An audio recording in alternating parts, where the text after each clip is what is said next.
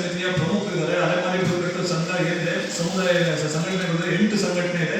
ಅದರಲ್ಲಿ 7 ಸಂಘಟನೆ ಸೇರಿ ಒಂದು ಸಮನ್ವಯ ಸಮಿತಿ ಅಂತ ಮಾಡ್ಕೊಂಡು ಆ ಸಮನ್ವಯ ಸಮಿತಿಯ ಒಂದು ಪ್ರಮುಖರು ಅವ್ರನ್ನ ನಾವು ಕಾಂಗ್ರೆಸ್ಸಿಂದ ಗುರ್ಸಿ ಅವಕಾಶ ಮಾಡಿಕೊಡ್ಲಿ ಅಂತ ಕೇಳ್ಕೊಳ್ತಾ ಇದ್ದೀವಿ.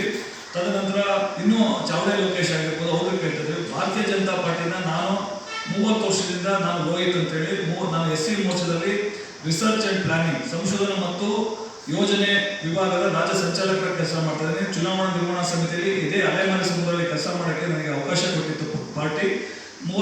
ನಮ್ಮ ತಮ್ಮ ಮಿಸಸ್ಸು ಸಹ ಜಿಲ್ಲಾ ಪಂಚಾಯತ್ ಅಧ್ಯಕ್ಷರಾಗಿದ್ದು, ನಾನು ಸಹ ಆಕಾಂಕ್ಷಿಯಾಗಿದ್ದೀನಿ.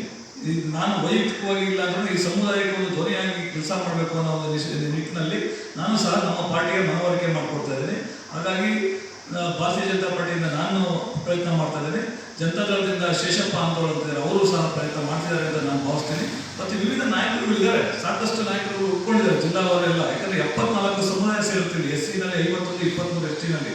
ಈ ಸಮುದಾಯಗಳಿಗೆ ಆದ್ಯತೆ ಕೊಡಬೇಕು ಅಂತೇಳಿ ನಾವು ರಾಜಕೀಯ ಪಕ್ಷಗಳಿಗೆ ನಾವು ಮನವರಿಕೆಯನ್ನು ಮಾಡ್ಕೊಡ್ತಾ ಇದ್ದೀವಿ. ಯಾಕಂದ್ರೆ ಆಗ್ರಹನೂ ಸಹ ನಾವು ಮಾಡ್ತಾ ಇದ್ದೀವಿ.